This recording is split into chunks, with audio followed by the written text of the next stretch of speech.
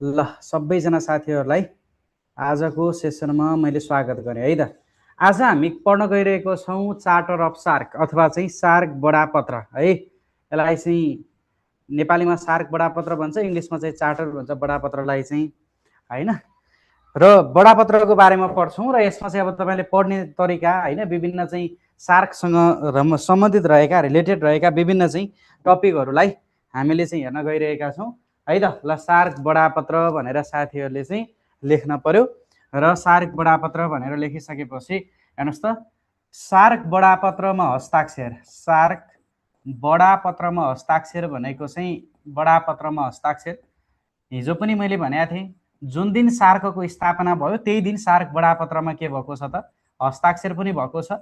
र सार्क बडापत्रमा हस्ताक्षर भनेको चाहिँ 1985 डिसेम्बर 8 भन्ने कुरा बुझ्न पर्यो। यही मितिमा सजिलो छ, 1985 डिसेम्बर 8मा सार्कको स्थापना भयो र यही मितिमा सार्क बडापत्रमा के भयो त, हस्ताक्षर भयो। अनि त्यसै गरेर चाहिँ सार्क बडापत्रको धारा भनेको चाहिँ कतिवटा रहेका छन् त, सार्क बडापत्रको धारा भनेको 10 वटा धाराहरू रहेका छन्। अनि त्यसै गरेर सार्क बडापत्रमा हस्ताक्षरकर्ता, सार्क बडापत्रमा हस्ताक्षरकर्ता भनेको चाहिँ हस्ताक्षरकर्ता, सार्क बडापत्रमा हस्ताक्षरकर्ता भनेको 7 वटा मुलुकहरू अथवा 7 वटा मुलुकका प्रतिनिधिहरू भनेर भन्दा पनि हुन्छ। मुलुकका प्रतिनिधिहरू है, 7 वटा मुलुकका प्रतिनिधिहरू अथवा चाहिँ राष्ट्र अध्यक्षहरूको चाहिँ हस्ताक्षर रहेको छ हैन। राष्ट्र अध्यक्ष भन्न खोजेको चाहिँ के हो भने, अब त्यति बेला अफगानिस्तानले हस्ताक्षर गर्ने कुरा भएन, किनकि अफगानिस्तान चाहिँ संस्थापक मुलुक होइन। 1985 डिसेम्बर 8मा हामीले स्थापना, जुन सार्कको स्थापना भयो त्यही दिन नै सार्क बडापत्रमा हस्ताक्षर भयो भनेर भन्दै गर्दाखेरि के बुझ्न पर्यो भने 1985 डिसेम्बर 8मा अथवा स्थापना हुँदाखेरि चाहिँ अफगानिस्तान सदस्य थिएन। अफगानिस्तान बाहेक सबै 7 वटा मुलुकका प्रतिनिधि अथवा राष्ट्र अध्यक्षले चाहिँ हस्ताक्षर गरे। त्यो भएर सार्क बडापत्रमा हस्ताक्षरकर्ता भनेर चाहिँ हामीले 7 वटा मुलुक भनेर बुझ्छौँ र सार्क बडापत्रका धाराहरू भनेको चाहिँ 10 वटा धाराहरू रहेका छन् सार्क बडापत्रमा।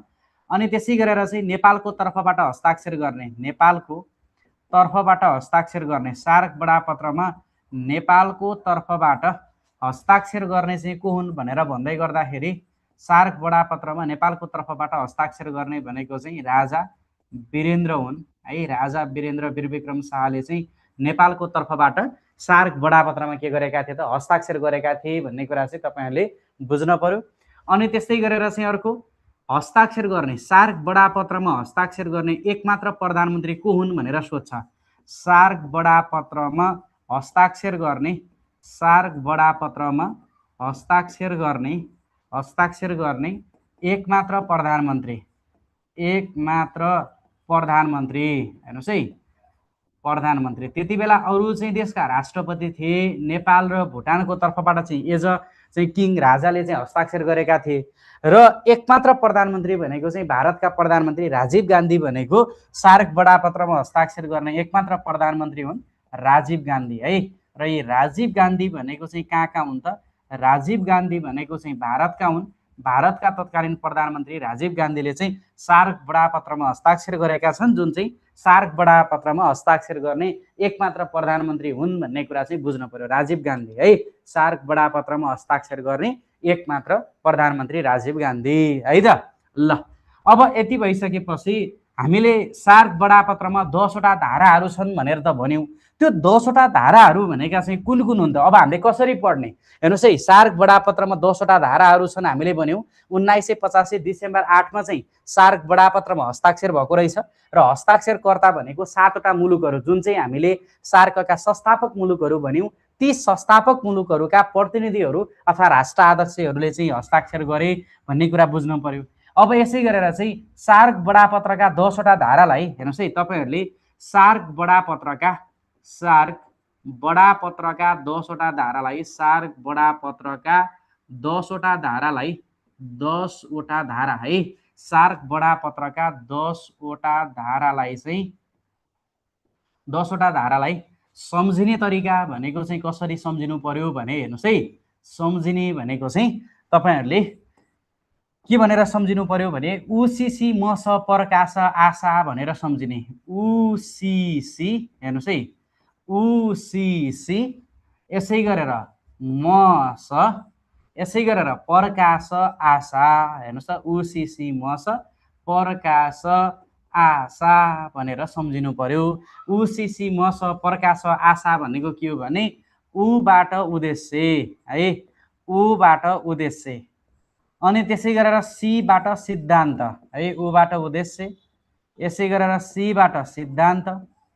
अनि त्यसै गरी अर्को सीबाट शिखर सम्मेलन हेर्नुहोस् है, शिखर सम्मेलन, शिखर सम्मेलन।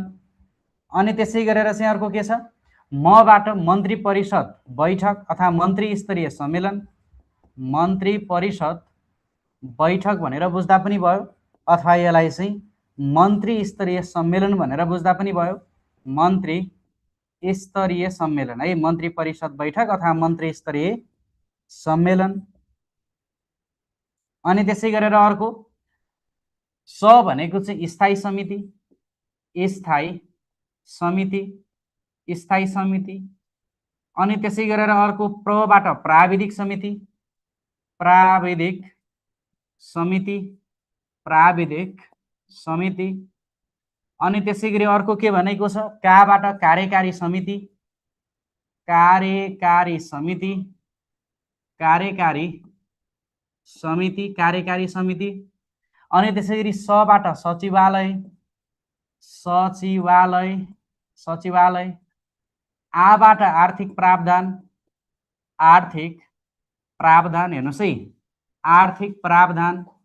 र साबाट सामान्य प्रावधान है, र साबाट सामान्य प्रावधान। ल हेर्नुहोस्, यसरी तपाईहरुले सम्झिनु पर्यो। सार्क बडापत्रका 10 वटा धाराहरू भनेको के रहेछ, उसिसी मस प्रकाश आशा भनेर सम्झिने।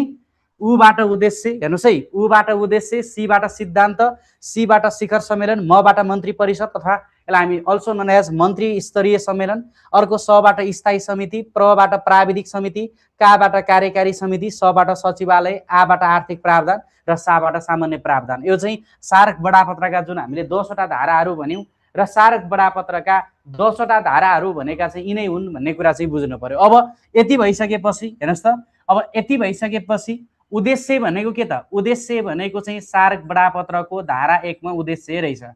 सिद्धान्त भनेको धारा 2 मा सिद्धान्त रहेछ। शिखर सम्मेलन भनेको धारा 3 मा शिखर सम्मेलन रहेछ। मन्त्री परिषद बैठक भनेको धारा 4 मा रहेछ। अनि त्यसै गरेर स्थायी समिति भनेको चाहिँ धारा 5 मा रहेछ। अनि त्यसै गरी प्राविधिक समिति धारा 6 मा रहेछ। अनि त्यसै गरी कार्यकारी समिति धारा 7 मा रहेछ। अनि सचिवालय भनेको चाहिँ धारा 8 मा रहेछ। अनि आर्थिक प्रावधान भनेको धारा 9 मा रहेछ। अनि सामान्य प्रावधान भनेको चाहिँ धारा 10 मा रहेछ भन्ने कुरा चाहिँ बुझ्नु पर्यो। हेर्नुहोस् है, सार्क बडापत्रका 10 वटा धाराहरू सम्झिने तरिका भनेको यही हो, 10 वटा धाराहरू। अब यसमा तपाईहरुले है, यसमा तपाईहरु एउटा नोट भनेर के लेख्नुस् भने है, यो चाहिँ 10 वटा धारा त हामीले भन्यौ हैन, 10 वटा धाराहरू भनेका यिनै रहेछन्। र नोट भनेर के लेख्नुस् भने सार्क बडापत्र अनुसार, सार्क बडापत्र अनुसार, सार्क बडापत्र अनुसार अनुसार अनुसार सार्कको उद्देश्य, सार्कको उद्देश्य, सार्कको उद्देश्य 8 वटा रहेका छन् भने सार्कको उद्देश्य कति त 8 वटा, 8 वटा रहेका छन् भने, रहेका छन् भने, रहेका छन् भने सिद्धान्त 3 वटा रहेका छन्। सार्कका सिद्धान्त, सार्कका सिद्धान्त 3 वटा रहेका छन् है।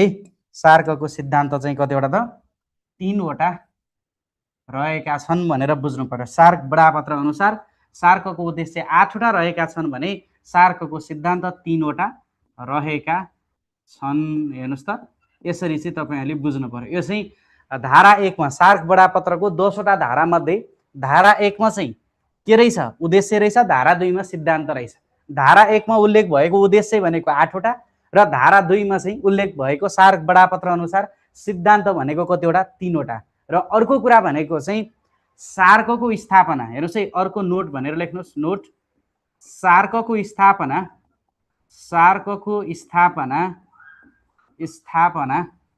युएनओ बडापत्रको कति धारा अनुसार भएको छ भनेर भनेको छ सार्कको स्थापना युएनओ बडापत्रको धारा 52 अनुसार धारा 52 अनुसार भएको हो भनेर बुझ्दा हुन्छ। अब तपाईहरुलाई सर यो धारा 52 अनुसार भएको हो भनेको चाहिँ के हो भन्नु होला सार्क बडापत्रको धारा 52 मा चाहिँ क्षेत्रीय संगठनको स्थापना गर्न सक्ने भन्ने प्रावधान छ। धारा 52 मा के छ क्षेत्रीय संगठन चाहिँ स्थापना गर्न पाउने प्रावधान छ। क्षेत्रीय संगठन स्थापना गर्न पाउने प्रावधान छ र सोही प्रावधान अनुसार चाहिँ सार्क चाहिँ युएनओ बडापत्रको धारा 52 अनुसार चाहिँ स्थापना भएको रहेछ भन्ने कुरा बुझ्नु पर्यो।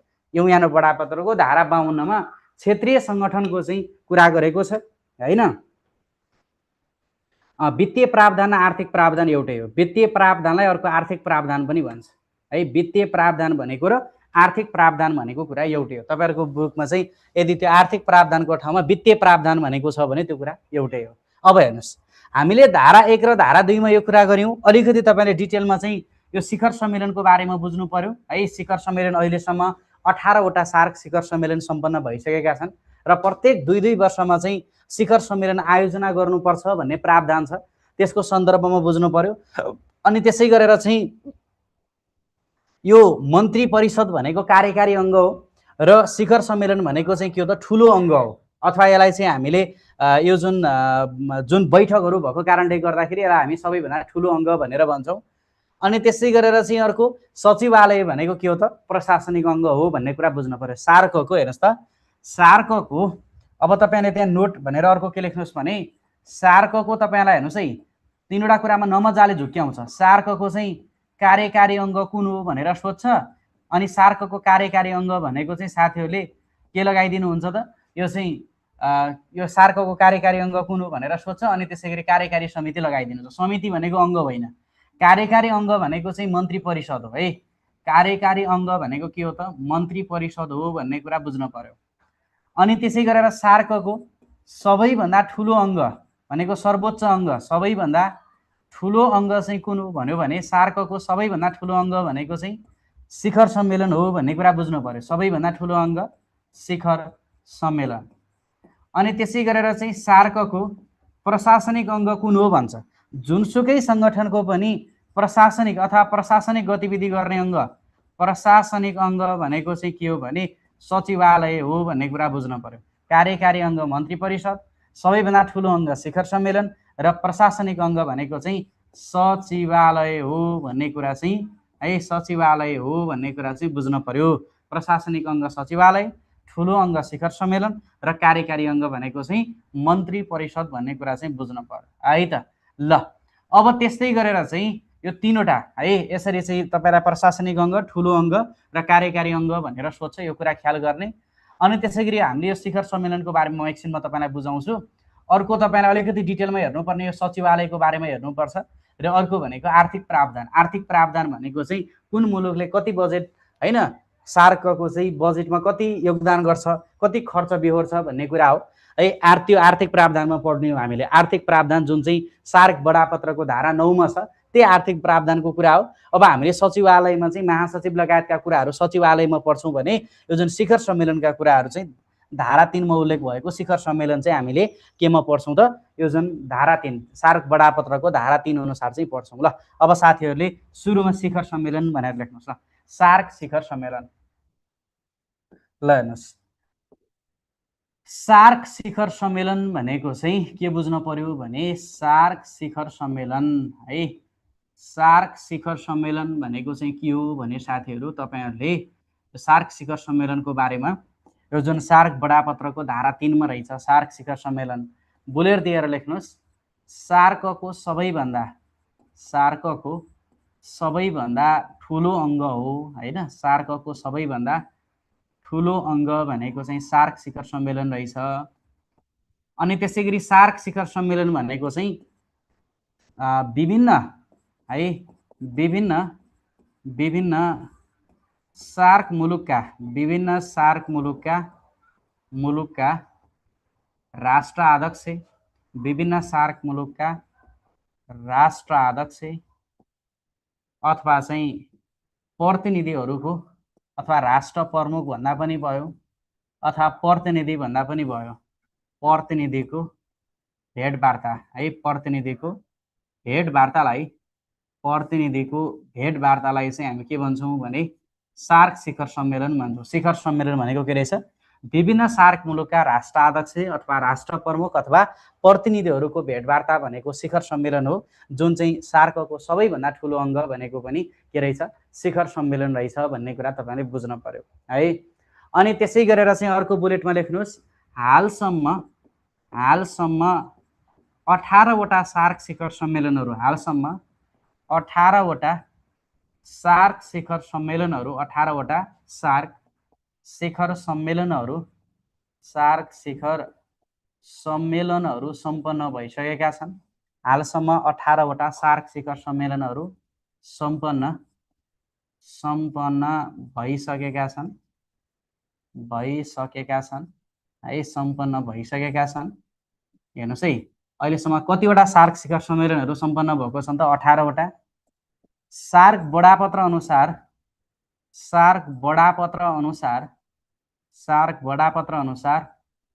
प्रत्येक दुई वर्षमा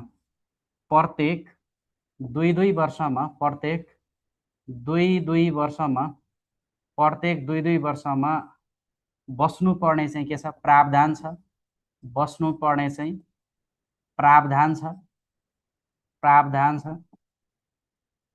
हेर्नुहोस् त, प्रावधान छ। अनि त्यसै गरेर चाहिँ सन् 2016 हेर्नुहोस् है, सन् 2016 नोभेम्बर 15 र 16 मा, सन् 2016 नोभेम्बर 15 र 16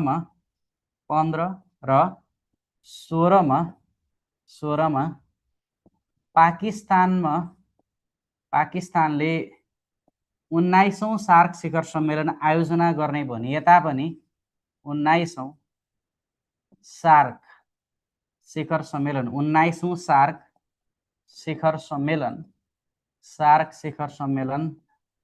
आयोजना गर्ने भनिए तापनि, हेर्नुहोस् है, 2016 नोभेम्बर 15 र 16 मा पाकिस्तानले 19औं सार्क शिखर सम्मेलन आयोजना गर्ने भनिए तापनि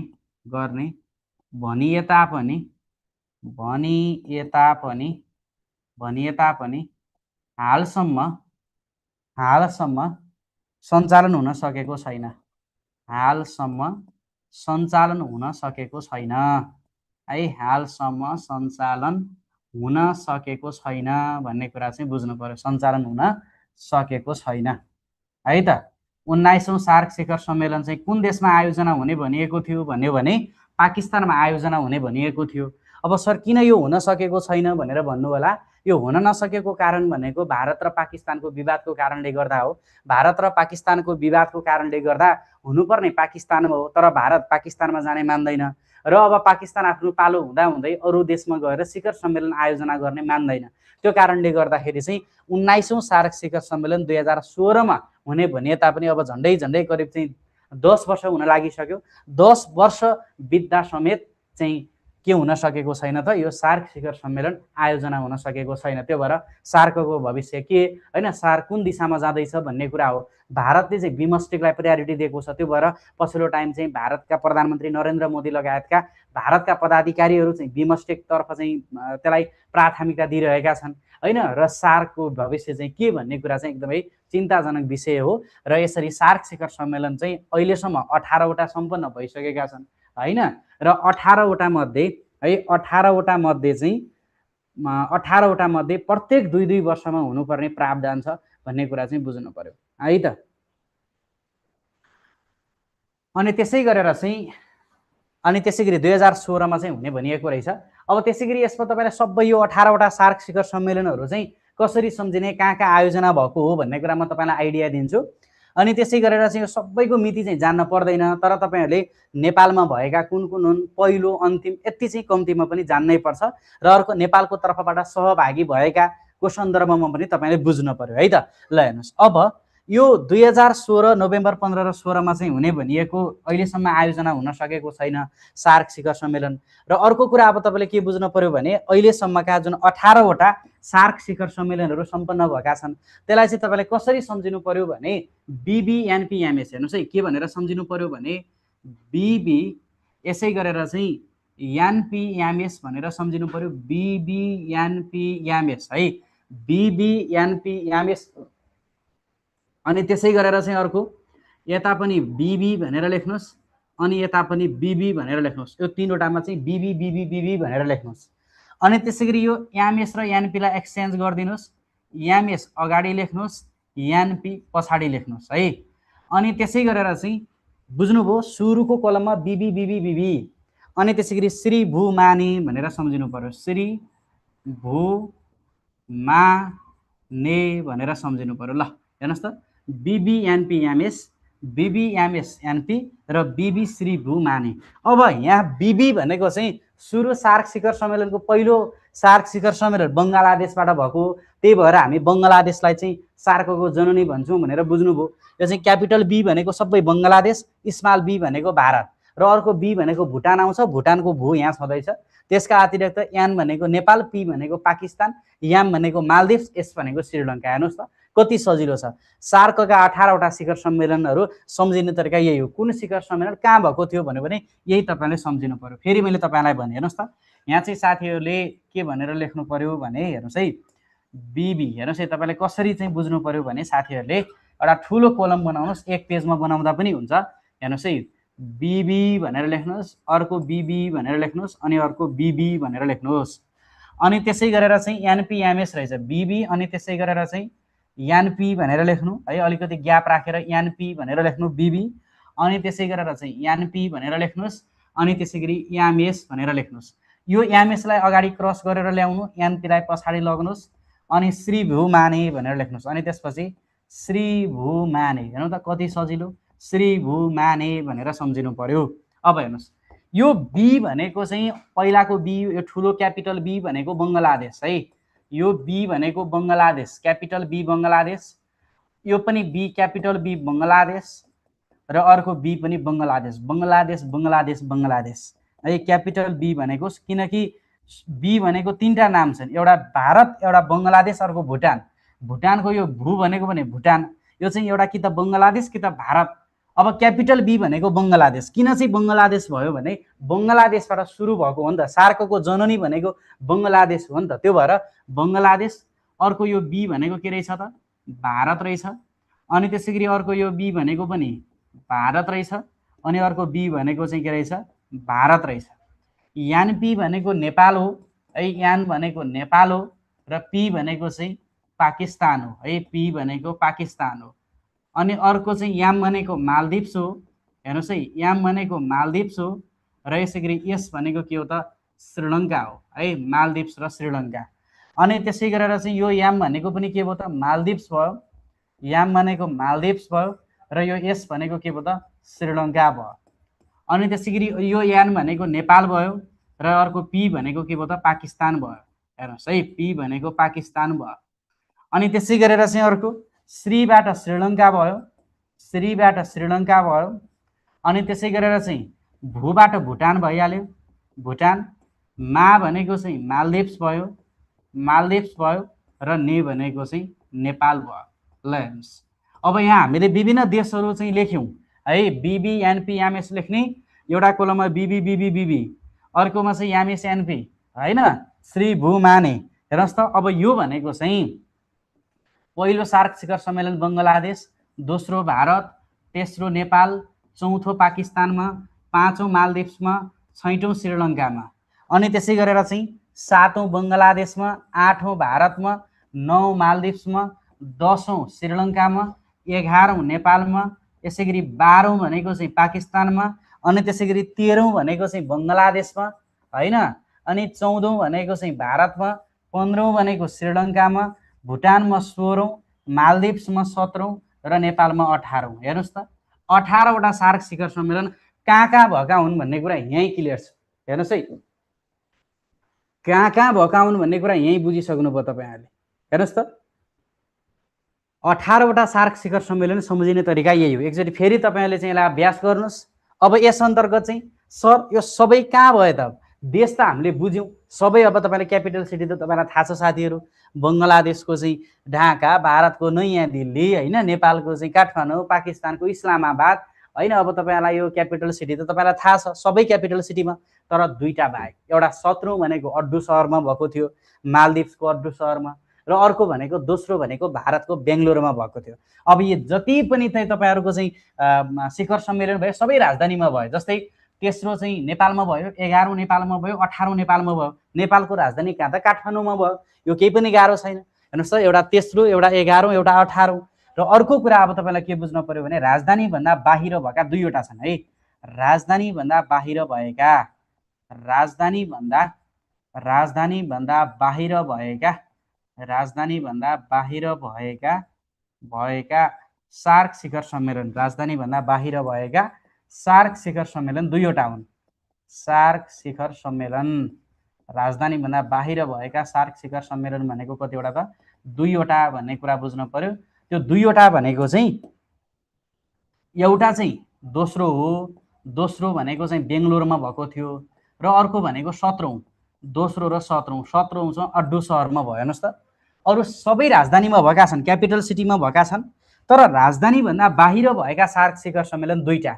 अब दोस्रो भनेको चाहिँ भारतको चाहिँ नयाँ दिल्लीमा नभएर बेंगलोरमा भयो हैन, बेंगलोरमा भयो, र 17औं भनेको मालदिप्समा भएको रहेछ, मालदिप्सको चाहिँ मालेमा नभएर अड्डु सहरमा भयो भन्ने कुरा चाहिँ बुझ्नु पर्यो। हेर्नुस् त, बेंगलोर दोस्रो चाहिँ कहाँ भएको रहेछ? बेंगलोर है, बेंगलोरमा भयो हैन, दोस्रो भनेको बेंगलोरमा भयो। दोस्रो सार्क शिखर सम्मेलन भारतको बेंगलोरमा भएको रहेछ भन्ने कुरा बुझ्न पर्यो। बेंगलोर भारतमा भएको रहेछ। अनि त्यसै गरेर चाहिँ 17औं भनेको चाहिँ यो कहाँ भएको थियो त? अड्डु सहर। 17औं भनेको चाहिँ अड्डु सहर है, अड्डु सहर भनेको मालदिप्स, अड्डु सहर भनेको चाहिँ यो मालदिप्सको अड्डु सहरमा भएको थियो। त्यसका अतिरिक्त सबै राजधानीमा भएका। अनि तपाईहरुलाई नेपालमा आयोजना भएका सार्क शिखर सम्मेलन भन्छ। नेपालमा आयोजना भएका, नेपालमा आयोजना भएका सार्क शिखर सम्मेलनहरु, सार्क शिखर सम्मेलन कतिवटा रहेछन्? 3वटा। नेपालमा आयोजना भएका सार्क शिखर सम्मेलन भनेको कति भन्यो भने 3वटा है। देखाएका मध्ये चाहिँ कुन होइन नेपालमा भएको भन्छ। नेपालमा आयोजना भएका सार्क शिखर सम्मेलन 3वटा रहेछन्। त्यो 3वटा भनेको चाहिँ एउटा भनेको तेस्रो हैन, अनि त्यसै गरेर चाहिँ अर्को भनेको 11औं, अनि त्यसै गरी अर्को भनेको 18औं। तेस्रो, 11औं र 18औं, यो 3वटा भनेको चाहिँ नेपालमा सञ्चालन भएका सार्क शिखर सम्मेलनहरु हुन् भन्ने कुरा बुझ्न पर्यो। अनि त्यसै गरेर सबैभन्दा धेरै पटक यहाँ धेरै छन् 3वटा आयोजना गर्ने। सबैभन्दा थोरै पटक चाहिँ मैले लेखाइदिन्छु, त्योहरु माथि हेर्नु होला है। सबैभन्दा थोरै पटक सार्क शिखर सम्मेलन आयोजना गर्ने, सार्क शिखर सम्मेलन, सबैभन्दा थोरै पटक सार्क शिखर सम्मेलन आयोजना गर्ने, आयोजना गर्ने चाहिँ को हो भन्यो भने सबैभन्दा थोरै पटक सार्क शिखर सम्मेलन आयोजना गर्ने चाहिँ भुटान हो। भुटानले अहिलेसम्म एक पटक मात्रै सार्क शिखर सम्मेलन आयोजना गरेको छ, त्यो हो 16औं है त। भुटानमा चाहिँ 16औं सार्क शिखर सम्मेलन आयोजना भएको थियो, र अहिलेसम्म भुटानले एउटा मात्रै सार्क शिखर सम्मेलन आयोजना गरेको छ, जुन चाहिँ सबैभन्दा थोरै पटक सार्क शिखर सम्मेलन आयोजना गर्ने भुटान हो। अनि त्यसै गरेर चाहिँ सार्क शिखर सम्मेलन आयोजना नगर्ने मुलुक चाहिँ कुन हो त हालसम्म? सार्क शिखर सम्मेलन आयोजना नगरेको, सार्क शिखर सम्मेलन आयोजना नगरेको चाहिँ अफगानिस्तान हो हैन। सार्क कन्ट्री मध्ये सार्क शिखर सम्मेलन आयोजना नगरेको है, आयोजना नगरेको मुलुक चाहिँ कुन हो भन्यो भने अहिलेसम्म अफगानिस्तानमा चाहिँ सार्क शिखर सम्मेलन आयोजना भएको छैन, अफगानिस्तान हो है। अफगानिस्तान भनेको सार्क शिखर सम्मेलन आयोजना नगरेको चाहिँ मुलुक रहेछ भन्ने कुरा बुझ्नु पर्यो हैन, अफगानिस्तान। अनि त्यसै गरेर 18वटै सार्क शिखर सम्मेलन कहाँ कहाँ भएका रहेछन् मैले भनिसकेँ। यो सबैको मितिहरू तपाईँहरूले चाहिँ त्यस्तो महत्त्वपूर्ण छैन, अब बुकहरूमा छ, अब हेर्न चाहिँ हेर्दा भयो, तर त्यो सोध्दैन तपाईँहरूले चाहिँ कहाँ कहाँ भयो भन्ने कुरा जान्ने। र अर्को पहिलो र अन्तिम चाहिँ जान्नै पर्छ। फेरि हेर्नुहोस् है, पहिलो सार्क शिखर सम्मेलन, पहिलो सार्क शिखर सम्मेलन चाहिँ पहिलो सार्क शिखर सम्मेलन, पहिलो सार्क शिखर सम्मेलन भनेको चाहिँ पहिलो सार्क शिखर सम्मेलन कहाँ भयो भन्यो भने यो चाहिँ पहिलो सार्क शिखर सम्मेलन बङ्गलादेशको ढाकामा भयो है त। बङ्गलादेशको ढाका, बङ्गलादेशको ढाकामा, बङ्गलादेशको ढाकामा चाहिँ पहिलो सार्क शिखर सम्मेलन भयो बङ्गलादेशको ढाकामा। र कहिले भएको थियो त यो? 1985 डिसेम्बर 7 र 8मा है। 1985 डिसेम्बर 7 र 8मा बङ्गलादेशको ढाकामा पहिलो सार्क शिखर सम्मेलन आयोजना भयो। र यो पहिलो सार्क शिखर सम्मेलनमा नेपालको तर्फबाट को सहभागी थिए भन्यो भने नेपालको तर्फबाट सहभागी चाहिँ राजा वीरेन्द्र है। नेपालको तर्फबाट को सहभागी थिए भनेर भन्दै गर्दाखेरि नेपालको तर्फबाट सहभागी भनेको चाहिँ राजा वीरेन्द्र थिए भन्ने कुरा बुझ्नु पर्यो। राजा वीरेन्द्र भनेको चाहिँ पहिलो सार्क शिखर सम्मेलनमा नेपालको तर्फबाट सहभागी, जुन चाहिँ 1985 डिसेम्बर 7 र 8मा बङ्गलादेशको ढाकामा भयो त भन्यौँ। र यो चाहिँ को सहभागी भएका थिए त नेपालको तर्फबाट भन्दै गर्दाखेरि यो चाहिँ राजा वीरेन्द्र सहभागी भएका थिए भन्ने कुरा बुझ्नु पर्यो।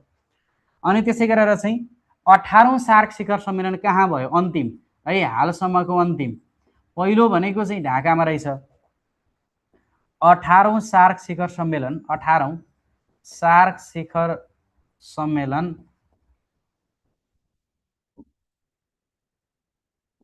कहिले र कहाँ भयो? कहिले र कहाँ भयो भन्ने कुरा बुझ्नु पर्यो। अहिलेसम्म अन्तिम, अहिलेसम्म 18वटा सार्क शिखर सम्मेलनहरू सम्पन्न भइसकेका छन् भन्यौँ। र 18औं भनेको हेर्नुहोस् त कहाँ भएको रहेछ? हाम्रै देश नेपालमा भएको रहेछ 18औं होइन। अहिलेसम्मको अन्तिम सार्क शिखर सम्मेलन हाम्रै देश नेपालमा भएको थियो 2014 नोभेम्बर 26 र 27मा है। सन् 2014 नोभेम्बर 26 र 27, नोभेम्बर 26 र 27मा भन्ने कुरा बुझ्नु पर्यो। सन् 2014 नोभेम्बर 26 र 27मा चाहिँ भयो। अब यो चाहिँ नेपालमै भएको कारणले गर्दा र अन्तिम पनि भएको कारणले गर्दा विक्रम सम्वतमा पनि जानी राख्दा राम्रो। सनमा चाहिँ 2014 नोभेम्बर 26 27 रहेछ र विक्रम सम्वत चाहिँ 2071 मङ्सिर 10 र 11 है। विक्रम सम्वत 2071, विक्रम सम्वत 2071 मङ्सिर 10 र 11, मङ्सिर 10 र 11मा भएको रहेछ होइन। र कहाँ भएको रहेछ त? यो चाहिँ नेपालको राजधानी काठमाडौँमा भएको रहेछ। नेपालको काठमाडौँमा भयो है। नेपालको काठमाडौँमा भयो, नेपालको काठमाडौँमा भयो। 36 बुँदे घोषणापत्र जारी गरेको थियो है त। यो सम्मेलनले चाहिँ 18औं सार्क शिखर सम्मेलनले 36 बुँदे घोषणापत्र चाहिँ जारी गरेको थियो। 36 बुँदे घोषणापत्र जारी। 18 दुना 36 भनेर सम्झिने सजिलो छ होइन, ठ्याक्कै डबल। ल हेर्नुहोस्, 18 दुना 36 भनेर सम्झिनु पर्यो। अनि 18औं सार्क शिखर सम्मेलनमा नेपालको तर्फबाट को सहभागी थिए त, अथवा नेपालको तत्कालीन प्रधानमन्त्री को थिए त भन्छ। नेपालको तर्फबाट सहभागी, नेपालको तर्फबाट प्रतिनिधि भने पनि भयो अथवा सहभागी भने पनि भयो। नेपालको तर्फबाट प्रतिनिधि भनेको चाहिँ त्यति बेला सुशील कोइराला थिए साथीहरू है। सुशील कोइराला भनेर चाहिँ बुझ्नु पर्यो। 18औं सार्क शिखर सम्मेलन हुँदा नेपालका तत्कालीन प्रधानमन्त्री सुशील कोइराला थिए र यिनै सुशील कोइराला भनेको चाहिँ 18औं सार्क शिखर सम्मेलनमा होइन, 18औं सार्क शिखर सम्मेलनमा चाहिँ सहभागी भएका थिए सुशील कोइराला नेपालको तर्फबाट भन्ने कुरा चाहिँ बुझ्न पर्यो है त साथीहरू। ल अब अर्को तपाईँले के बुझ्न पर्यो भने हेर्नुहोस् है, अब अर्को तपाईँहरूलाई चाहिँ नेपालको तर्फबाट पहिलो सार्क शिखर सम्मेलनमा सहभागी हुने त राजा वीरेन्द्र रहेछन् भइसक्यो। तर यी राजा वीरेन्द्र भनेको के हुन्? राजा हुन्। अब तपाईँलाई प्रधानमन्त्री भन्छ साथीहरू। नेपालको तर्फबाट सहभागी हुने पहिलो प्रधानमन्त्री, नेपालको तर्फबाट सार्क शिखर सम्मेलनमा सहभागी हुने, नेपालको तर्फबाट सार्क शिखर सम्मेलनमा सार्क शिखर सम्मेलनमा सम्मेलनमा सम्मेलनमा सहभागी हुने सहभागी हुने सहभागी हुने एउटा पहिलो प्रधानमन्त्री भन्छ है। सहभागी हुने एउटा त पहिलो प्रधानमन्त्री को हुन् भन्छ, पहिलो प्रधानमन्त्री को हुन् हैन। पहिलो सार्क शिखर सम्मेलन त राजा रहेछन्, पहिलोदेखि चौथोसम्म लगातारसम्म राजा हुन्, राजा वीरेन्द्र। पहिलो प्रधानमन्त्री को हुन् र धेरै पटक सहभागी भएका को हुन् त यो पनि जान्न पर्यो। धेरै पटक सहभागी, नेपालको तर्फबाट सार्क शिखर सम्मेलनमा धेरै पटक सहभागी हुने को हो भन्छ। पहिलो प्रधानमन्त्री भनेको चाहिँ कृष्ण प्रसाद भट्टराई हुन् साथीहरू है। कृष्ण प्रसाद भट्टराई, कृष्ण प्रसाद भट्टराई भनेको सार्क शिखर सम्मेलनमा नेपालको तर्फबाट सहभागी हुने पहिलो प्रधानमन्त्री हुन्। पहिलो, दोस्रो, तेस्रो, चौथो लगातार चाहिँ राजा वीरेन्द्र सहभागी भए। जुन चाहिँ पाँचौँ हामीले मालदिप्सको माले भन्यो न, पाँचौँ भनेको चाहिँ मालेमा भएको थियो। यो चाहिँ पाँचौँ मालदिप्सको मालेमा भएको पाँचौँ शिखर सम्मेलनमा चाहिँ नेपालको तर्फबाट कृष्ण प्रसाद भट्टराई सहभागी थिए। यो चाहिँ पाँचौँ सार्क शिखर सम्मेलनमा है, पाँचौँ सार्क शिखर सम्मेलन, पाँचौँ सार्क शिखर सम्मेलनमा नेपालको तर्फबाट कृष्ण प्रसाद भट्टराई सहभागी भए र यिनै कृष्ण प्रसाद भट्टराई भनेको नेपालको तर्फबाट सार्क शिखर सम्मेलनमा सहभागी हुने पहिलो प्रधानमन्त्री कृष्ण प्रसाद भट्टराई बने। अनि त्यसै गरेर चाहिँ धेरै पटक सहभागी हुने भनेको चाहिँ फेरि गिरिजा प्रसाद कोइराला हो है। नेपालको तर्फबाट धेरै पटक सहभागी सार्क शिखर सम्मेलनमा गिरिजा प्रसाद कोइराला, अहिलेसम्म 5 पटक गिरिजा प्रसाद कोइराला चाहिँ 5 पटक सहभागी जनाएका थिए नेपालको तर्फबाट सार्क शिखर सम्मेलनमा। 5 पटक सहभागी जनाउने प्रधानमन्त्री अथवा व्यक्ति भनेको गिरिजा प्रसाद कोइराला हुन्, नेपालको प्रतिनिधि।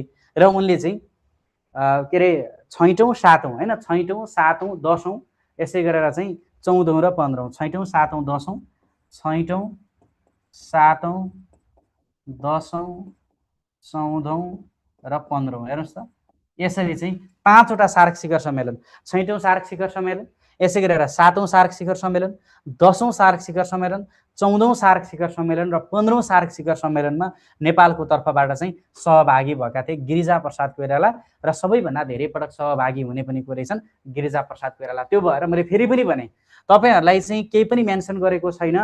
पहिलो सार्क शिखर सम्मेलनमा सहभागी हुने भन्यो भने राजा वीरेन्द्र रहेछन्, नो डाउट, यसमा कुनै पनि दुविधा छैन। बङ्गलादेशको ढाकामा भएको 1985 डिसेम्बर 7 र 8 को शिखर सम्मेलनमा राजा वीरेन्द्र नेपालको तर्फबाट सहभागी थिए। तर सार्क शिखर सम्मेलनमा सहभागी जनाउने पहिलो प्रधानमन्त्री को हो भन्यो भने कृष्ण प्रसाद भट्टराई। उनले 5औँ सार्क शिखर सम्मेलनमा सहभागी जनाए। पहिलो, दोस्रो, तेस्रो, चौथोमा लगातार रूपमा वीरेन्द्रले सहभागी जनाएका थिए र धेरै पटक सहभागी जनाउने भन्यो भने गिरिजा प्रसाद कोइराला हुन्। गिरिजा प्रसाद कोइरालाले 5 पटक सहभागी जनाए। कहिले? 6औँ 7औँ 10औँ 14औँ र 15औँ भन्ने कुरा चाहिँ बुझ्न पर्यो। ल, यसलाई चाहिँ यसरी कपी गर्नु पर्यो। मैले तपाईहरुलाई चाहिँ त्यो कसरी पढ्ने कुरा सम्झना कोइरालाजीले मेरो हजुरबुवा सर भन्नुभएको छ हो र। बधाई छ तपाईलाई। कोइराला भएर हजुरबा भने त होला नि हैन? कि साँच्चीकै हजुरबा हो? साँच्चीकै पनि हुन सक्छ फेरि। साँच्चीकै हो? ल, ओके, अगाडि बढौँ है त। सर आजकल क्लास किन जोइन हुँदैन छिटो भन्नुभएको छ। अब त्यो टेक्निकल समस्या होला। कोइराला भएर भन्नुभएको छ। ल ठिक छ, बधाई छ तपाईलाई कोइराला भएकोमा। त्यो चाहिँ अब टेक्निकल समस्या होला साथीहरु। म त टाइममै जोइन गरे हुन्छु हैन। सरको क्लास होइन हुनै गाह्रो हुन्छ किन हो भन्नुभएको छ। जोइन हुनु भन्नु र, त्यस्तो नहुनु पर्ने। ल, त्यसै गरेर चाहिँ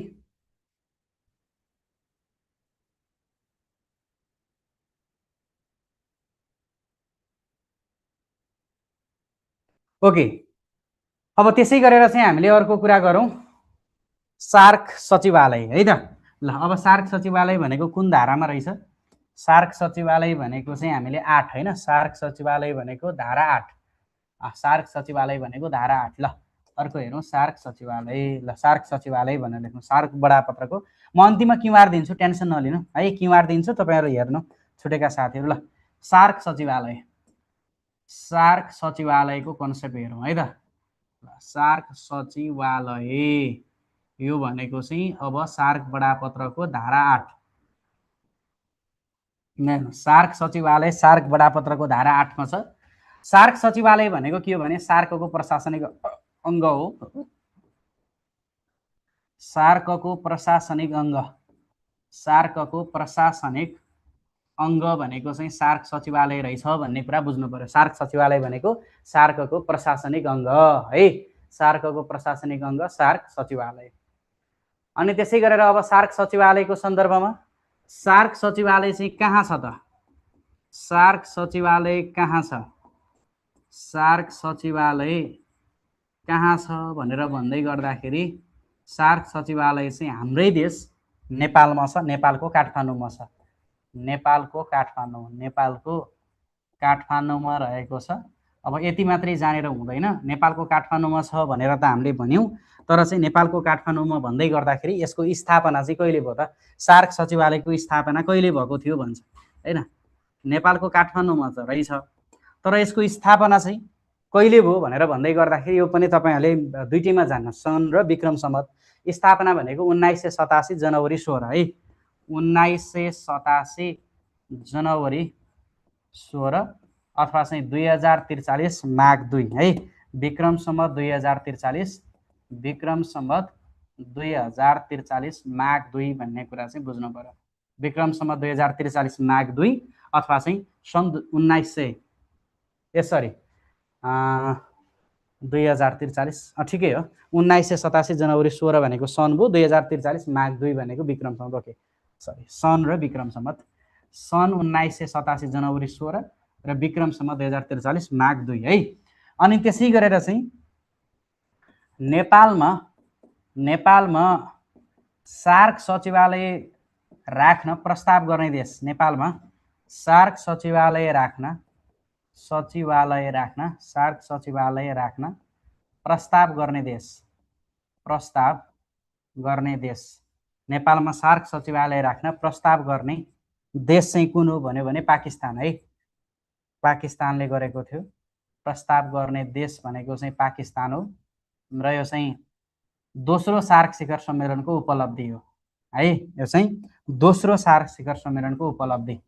सार्कको सचिवालयको स्थापना कतिौं सार्क शिखर सम्मेलनबाट भयो भन्यो भने दोस्रो सार्क शिखर सम्मेलनको उपलब्धि हो है। दोस्रो सार्क शिखर सम्मेलनको उपलब्धि, दोस्रो सार्क शिखर सम्मेलनको उपलब्धि है। दोस्रो सार्क शिखर सम्मेलनको उपलब्धि भन्ने कुरा चाहिँ बुझ्नु पर्यो है। उपलब्धि, दोस्रो सार्क शिखर सम्मेलनको उपलब्धि भनेको चाहिँ यो सार्क सचिवालयको स्थापना भन्ने कुरा बुझ्नु पर्यो र पाकिस्तानले चाहिँ प्रस्ताव गरेको हो। नेपालमा चाहिँ सार्क सचिवालय राख्नुपर्छ भनेर प्रस्ताव गर्ने। सचिवालयको नेतृत्व चाहिँ कसले गरेको हुन्छ त? सचिवालयको नेतृत्व चाहिँ महासचिवले गरेको हुन्छ साथीहरू है। सचिवालयको नेतृत्व भनेको चाहिँ महासचिवले गर्छ हो। अब यसमा तपाईलाई यही महासचिवको बारेमा पढ्ने हो। सार्क सचिवालय भनेको के रहेछ? प्रशासनिक अङ्ग रहेछ। प्रशासनिक अङ्ग भनेको प्रशासनिक गतिविधि, एडमिनिस्ट्रेसनसँग सम्बन्धित कार्य गर्ने अङ्गलाई प्रशासनिक अङ्ग भन्छ। जुनसुकै सङ्गठनको पनि सचिवालय भन्ने बित्तिकै चाहिँ त्यो प्रशासन हेर्ने अङ्ग हो कि प्रशासन हेर्ने निकाय हो। त्यस्तै गरेर अब यो प्रशासनिक अङ्गको नेतृत्व चाहिँ महासचिवले गर्छ हैन। सार्क महासचिव भन्छ नि, को रहेछ? सार्क महासचिव भनेको सार्क सचिवालयको नेतृत्वकर्ता। जसरी चाहिँ स्कुलमा हैन हेडमास्टरले चाहिँ नेतृत्व गरिरहनु भएको हुन्छ हैन, त्यस्तै गरेर हैन प्रिन्सिपल, हेडमास्टर, प्रधानाध्यापकले चाहिँ जसरी चाहिँ नेतृत्व गरिरहनु भएको हुन्छ स्कुलको, हो त्यस्तै हो यो पनि। सचिवालयको नेतृत्व कसले गर्छ? महासचिवले गर्छ। र अब यसमा तपाईहरु यही महासचिवहरूको बारेमा अहिलेसम्म कतिजना महासचिव बने, नेपालबाट कतिजना महासचिव बने हैन, अनि त्यसै गरेर पहिलोको हो अन्तिमको त्यो चाहिँ तपाईले जान्न पर्छ। हेर्नुस् त, अब यो महासचिवको सन्दर्भमा हेर्नुस् है, सार्क महासचिव भनेर लेख्नुस्। अब यति भइसकेपछि महासचिव भनेको त बुझ्नुभयो र त्यसपछि अब सार्कको महासचिव भनेर लेख्नु त। सार्कको महासचिवबाट तपाईलाई के क्वेशन सोध्छ त है? सार्कको महासचिव, सार्कको महासचिव हालसम्म कतिजना? हालसम्म 15 जना। हालसम्म कतिजना? 15 जना रहेका छन् सार्कको महासचिव। अनि त्यसै गरेर चाहिँ कार्यकाल कति वर्ष हुन्छ? कार्यकाल भनेको चाहिँ 3 वर्षको रहेको हुन्छ है। सार्क महासचिवको कार्यकाल 3 वर्षको हुन्छ। अनि त्यसै गरेर चाहिँ नेपालको तर्फबाट नेपालको तर्फबाट कतिजना भइसकेका छन्? नेपालको तर्फबाट सार्कमा महासचिव हुने व्यक्तिहरू अहिलेसम्म कतिजना? 2 जना हैन, 2 जना हैन। यो 2 जना भनेको एउटा चौथो र अर्को भनेको 12। नेपालको तर्फबाट चाहिँ महासचिव हुने भनेको चाहिँ एउटा चौथो यादव कान्त सिलवाल, अर्को भनेको 12औं अर्जुन बहादुर थापा। यादव कान्त सिलवाल र अर्जुन बहादुर थापा। यादव कान्त सिलवाल सिलवाल र अर्जुन बहादुर थापा। यादव कान्त सिलवाल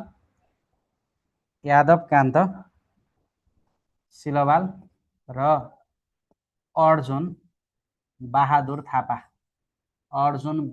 थापा। यादव कान्त सिलवाल र अर्जुन बहादुर थापा। यादव कान्त सिलवाल भनेको चाहिँ चौथो हुन् साथीहरू है, सार्कको चौथो महासचिव हुन्। र अर्जुन बहादुर थापा भनेको चाहिँ 12औं हुन् है। यो चाहिँ 15 जना मध्ये 2 जना चाहिँ नेपालको तर्फबाट महासचिव भएका रहेछन्। एउटा यादव कान्त सिलवाल, अर्को अर्जुन बहादुर थापा, चौथो र 12औं है। अनि त्यसै गरेर चाहिँ एक जना महिला महासचिव। यो 15 जना मध्ये 1 जना मात्रै महिला महासचिव हुन्। बुझ्नुभयो? अहिलेसम्म 15 जना महासचिव छन् भन्यौ नि हो। यो 15 जना महासचिव मध्ये अहिलेसम्म 1 जना मात्रै महिला महासचिव हुनुहुन्छ र उहाँ 1 जना मात्रै महिला महासचिव भनेको 10औं महासचिव फतिमा थिएना सैयद है। फतिमात है, 1 जना महासचिव भनेको चाहिँ फतिमात हैन,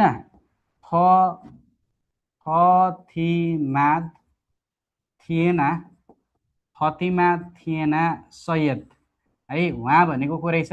सार्कको अहिलेसम्मको एकमात्र महिला महासचिव। 15 जना मध्ये अहिलेसम्म 1 जना मात्रै महिला, फतिमा थिएना सैयद भनेर बुझ्ने। र उहाँ चाहिँ मालदिप्सको र 10औं हो है त। फतिमा थिएना सैयद भनेको कहाँको हो त? मालदिप्सको हुनुहुन्छ। र उहाँ कतिौं महासचिव हो त? उहाँ चाहिँ 10औं महासचिव हुनुहुन्छ भन्ने कुरा चाहिँ बुझ्नु पर्यो है। सार्कको 10औं महासचिव र 1 जना मात्रै महिला महासचिवको नाम चाहिँ फतिमा थिएना सैयद। अनि त्यसै गरी अब तपाईले सबै यो 15 को 15 जानेर कामै छैन। यसमा पहिलो र अन्तिमको चाहिँ जान्ने है। पहिलो र अन्तिमको चाहिँ तपाईले जान्न पर्यो। पहिलो र अन्तिम महासचिव हैन। अन्तिम महासचिव भनेको चाहिँ यो के त 15औं महासचिव हैन। पहिलो महासचिव र अन्तिम महासचिवको सन्दर्भमा सार्कको पहिलो महासचिव चाहिँ को हुन् भनेर तपाईलाई सोध्यो भने बंगलादेशका अब्दुल अहसन है। अब्दुल अहसन भनेको हैन, अब्दुल अहसन अथवा अबुल अहसन भन्छ। अब्दुल अहसन है। अब्दुल अहसन। यो अब्दुल अहसन कहाँ हुन् त? अब्दुल अहसन भनेको चाहिँ बंगलादेशका हुन्। हेर्नुस् है, अब्दुल अहसन भनेको चाहिँ बंगलादेशका हुन् र यिनी भनेको के रहेछन्? पहिलो महासचिव रहेछन्। सार्कको पहिलो महासचिवको नाम के हो भन्यो भने अब्दुल अहसन। कहाँका? बंगलादेशका। र बंगलादेशका अब्दुल अहसन अब कहिले बन्यो भन्यो भने सजिलो छ। हेर्नुस्, अब स्कुल खोल्ने हेड सर भएन अथवा चाहिँ प्रधानाध्यापक भएन भने स्कुल खोलेको औचित्य हुन्छ त? सार्क सचिवालयको स्थापना भयो 1987 जनवरी 16 मा। यही मितिमा 1987 जनवरी 16 मा नै अब्दुल अहसन के गर्ने त? चाहिँ पहिलो महासचिव बने। 1987 जनवरी 16 भन्ने कुरा बुझ्नु पर्यो ल। कहिले चाहिँ महासचिव बनेका रहेछन् त? 1987 जनवरी 16 मा महासचिव बनेका रहेछन् अब्दुल अहसन, जुन चाहिँ पहिलो हुन् भन्ने कुरा बुझ्नु पर्यो। र 15औं यसै गरी हालका पनि को छन् त? बंगलादेशकै छन्। बंगलादेशका गोलाम सरोवार है। अन्तिम महासचिव भने पनि अथवा यसलाई चाहिँ 15औं महासचिव भने पनि है। 15औं महासचिव भने पनि अनि यसै गरी तपाईहरुलाई चाहिँ अर्को 15औं महासचिव भने पनि अथवा चाहिँ हालको महासचिव भने पनि। हालको महासचिव चाहिँ को हुन् भन्यो भने चाहिँ को रहेछन्? यो चाहिँ गोलाम सरोवार है। को रहेछन् त? गोलाम सरोवार रहेछन्। गोलाम सरोवार भनेको 15औं र कहाँ रहेछन् त? यो पनि बंगलादेशका हुन् है त। बंगलादेशका। अब यिनको कार्यकाल सकिदैछ है। यो चाहिँ गोलाम सरोवार नियुक्ति चाहिँ 2023 मे 5 मा भएको हो है। 2023 मे 5 मा नियुक्ति र कार्यकाल सुरु भनेको 2023 अक्टोबर 15 ल। 2023 अक्टोबर 15 मा चाहिँ कार्यकाल सरी अक्टोबर 25 सरी ल 2023 अक्टोबर 25 मा कार्यकाल सुरु भएको हो हैन। 2023 मे 5 मा चाहिँ गोलाम सरोवर नियुक्ति भएका हुन् र अब यिनको कार्यकाल भनेको 23 24 25 26 26 अक्टोबर भनेको अहिले मे जुन भयो जुन जुलाई अगस्त सेप्टेम्बर अक्टोबर करिब करिब 4-5 महिना मात्रै कार्यकाल छ अब यिनको। अनि त्यसपछि फेरि अहिले अर्को नयाँ महासचिव आउँछ र जुन हामीले सार्कको महासचिवको कार्यकाल चाहिँ 3 वर्ष हुन्छ भनेर पढ्यौँ र 15औं महासचिव अथवा हालको महासचिव भनेको गोलाम सरोवर रहेछन् सार्कका। कतिौं रहेछन् त यिनी 15औं रहेछन्। कहाँका रहेछन्? बङ्गलादेशका रहेछन्। कहिले नियुक्ति भएका रहेछन्? 2023 यसरी मार्च 5 ल सरी 2023 मार्च 5 मा चाहिँ नियुक्ति 2023 मार्च 5 करेक्सन गरौँ ल सरी 2023 मार्च 5 मा चाहिँ नियुक्ति भएको रहेछन् र 2023 अक्टोबर 25 मा चाहिँ कार्यकाल सुरु भएको रहेछ है त। ल मार्च 5 सरी 2023 मार्च 5 ल यसरी चाहिँ तपाईले बुझ्नु पर्यो। हेर्नुस् त यो चाहिँ हालको महासचिव भनेको 15औं महासचिव 2023 मार्च 5 मा चाहिँ अध्यक्ष अथवा के महासचिव बनेका रहेछ। ल अब अन्तिममा आर्थिक अथवा वित्तीय प्रावधान जुन चाहिँ सार्क बडापत्रको धारा 9 आर्थिक अथवा वित्तीय प्रावधान है। ल अर्को धारा 9 मा है धारा 9 मा चाहिँ के छ? आर्थिक अथवा वित्तीय प्रावधान। आर्थिक प्रावधान भने पनि भो अथवा यसलाई वित्तीय प्रावधान भने पनि भो। वित्तीय प्रावधान है आर्थिक अथवा वित्तीय प्रावधान रहेको छ यसको बारेमा हेर्नुपर्छ। ल अन्तिममा धारा 10 मा सामान्य प्रावधान छ त्यो मैले अघि भनिसकेँ यसको बारेमा पढ्नुपर्ने कुरा केही छैन। अब आर्थिक अथवा वित्तीय प्रावधानमा तपाईले पढ्नुपर्ने कुरा भनेको कुन मुलुकले कति खर्च बेहोर्छ अथवा बजेटमा कति योगदान गर्छ। हेर्नुस् त तपाईहरुलाई सार्कको बजेटमा हेर्नुस् है सार्कको बजेटमा सबैभन्दा धेरै योगदान गर्ने भने पनि सार्कको बजेटमा सबैभन्दा धेरै योगदान गर्ने भने पनि भने पनि अथवा चाहिँ सार्कमा खर्च बेहोर्ने भने पनि कुरा एउटै हो। सार्कको धेरै खर्च बेहोर्ने है यो एउटै हो मिनिङ। सार्कको बजेटमा सबैभन्दा धेरै योगदान गर्ने अथवा सार्कको धेरै चाहिँ खर्च बेहोर्ने भन्यो भने चाहिँ कुरा एउटै हो। बेहोर्ने मुलुक चाहिँ कुन हो त? भारत हो है। सार्कको बजेटमा सबैभन्दा धेरै योगदान गर्ने खर्च बेहोर्ने मुलुक चाहिँ भारत हो। भारतले कति 30.32% योगदान गर्छ हैन। र यसै गरेर चाहिँ यो प्रावधान भनेको स्वैच्छिक हुन्छ फेरि है। तपाईलाई सार्क चाहिँ बजेट कसरी कुन आधारमा चाहिँ विनियोजन हुन्छ अथवा चाहिँ कुन आधारमा योगदान हुन्छ भने स्वैच्छिक भनेको आफूले चाहिँ स्वेच्छाले गर्ने भन्ने हो। स्वैच्छिक हैन आफूले चाहिँ स्वैच्छिकले गर्ने हो हैन। प्रावधान भनेको स्वैच्छिक हुन्छ। भारतले सबैभन्दा धेरै 30.32 दोस्रो धेरै पाकिस्तानले दोस्रो धेरै चाहिँ बेहोर्ने पाकिस्तान हो। पाकिस्तानले कति 22.52% 22.52% योगदान गर्छ। तेस्रो भनेको चाहिँ तीनवटा मुलुकले बराबर गर्छन्। नेबश्री है नेबश्री भनेको चाहिँ नेबाट नेपाल बबाट बङ्गलादेश र श्रीबाट श्रीलङ्का। नेपाल बङ्गलादेश र श्रीलङ्काले नेपाल बङ्गलादेश र श्रीलङ्काले कति योगदान गर्छन् त? नेपालले चाहिँ 10.72 बङ्गलादेशले पनि 10.72 र श्रीलङ्काले पनि 10.72% योगदान गर्छन् बराबर है। नेबश्री नेपाल बङ्गलादेश र श्रीलङ्का। र सबैभन्दा थोरै बाँकी रहेका तीनटा 3 4 5 आयो अब तीनटा बाँकी रह्यो। सबैभन्दा थोरै योगदान गर्ने सार्कको बजेटमा सबैभन्दा थोरै योगदान गर्ने बाँकी तीनटा भनेको चाहिँ के बाँकी भयो त? मा भू अ भनेको चाहिँ माबाट मालदिप्स भूबाट भुटान र अबाट अफगानिस्तान। यिनीहरूले 5% मात्रै योगदान गर्छन् है। मालदिप्स भुटान र अफगानिस्तानले कति प्रतिशत? 5% मात्रै योगदान गर्छन्। मालदिप्सले 5%, भुटानले पनि कति प्रतिशत? 5% र अफगानिस्तानले पनि 5%। यही हो वित्तीय अथवा आर्थिक प्रावधान अन्तर्गत चाहिँ स्वैच्छिक रूपमा चाहिँ के हुँदो रहेछ हेर्नुहोस् त, स्वैच्छिक रूपमा चाहिँ बजेटको योगदान हुँदो रहेछ अथवा खर्च बिहोर्ने भन्ने हुँदो रहेछ, जस अन्तर्गत सबैभन्दा धेरै भनेको चाहिँ भारतले गर्दो रहेछ, सबैभन्दा थोरै भनेको मालदिप्स, भुटान र अफगानिस्तानले 5.5% गर्दो रहेछन्। नेपालले सार्कको बजेटमा योगदान 10.72% गर्दो रहेछ है त। र छुटेका साथीहरूले यो क्युआर कोड स्क्यान गरेर हेर्नुहोस्, लेखेको कुराहरू यो सबै यहीँ छ। अब बेलुका 9:15 बजेको फिडब्याकमा भेटौँला। आजको सेसन तपाईँहरूलाई कस्तो लाग्यो ल भन्नु त। सार्कको कन्सेप्ट क्लियर भयो कि भएन? हिजो र आज लगाएर मैले तपाईँलाई दुई दिन लगाएर सार्क पढाएँ। हेर्नुहोस्, यसरी तपाईँले बहेर होइन पढ्नुभयो, क्रम रूपमा पढ्नुभयो भने केही पनि गाह्रो छैन क्या, कुनै टपिक पनि गाह्रो छैन। अब हेर्नुहोस्, तपाईँलाई गाह्रो लाग्थ्यो नि अन्तर्राष्ट्रिय सङ्घ संस्था के रहेछ सार्क, एकदमै कन्सेप्ट क्लियर भयो नि होइन। कुराकानी त्यही हो। अब साथीहरूले चाहिँ त्यो कुरा बुझ्नु पर्यो है त। ल यसरी चाहिँ साथीहरूले ख्याल गर्नु पर्यो है त। मैले यहाँ चाहिँ यो क्युआर कोड स्क्यान गरिदिन्छु। ल तपाईँहरूले यो क्युआर कोड चाहिँ यो स्क्यान गरेर हेर्न सक्नुहुन्छ। यो चाहिँ स्क्रिनसट गर्नुहोस् अहिले है, स्क्रिनसट गर्नुहोस् होइन, अहिले स्क्रिनसट गरेर राख्नुहोस् र यो स्क्यान गर्नुहोस् र त्यहाँ चाहिँ पढाएको कुरा छ। ल बुझिन्छ ल भन्नुहोस् त, च्याट गर्नुहोस्, फिडब्याक दिनुहोस् साथीहरू। क्लियर छ? ल okay, thank you, this much for today है त। ल आजका लागि यति नै।